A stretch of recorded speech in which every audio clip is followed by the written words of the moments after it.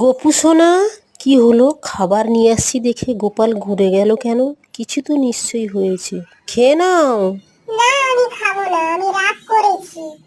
কি হলো, কেন রাগ করেছো? এ নাও, আলুর দম আর পরোটা নিয়ে এসেছি। আমার সোনা বাবা, খেয়ে নাও, রাগ করে না। কেউ কিছু কি তোমাকে বলেছে? খেয়ে নাও, বকে দেবো, বড় দিদি সবাইকে তো বকে খাবার দেবো। বানিয়েছে, বড় দিদি তো কোনোদিন আমাকে কোলে নেয় না, আদর করে না, বলে না গপু ভাই খাবি আয়।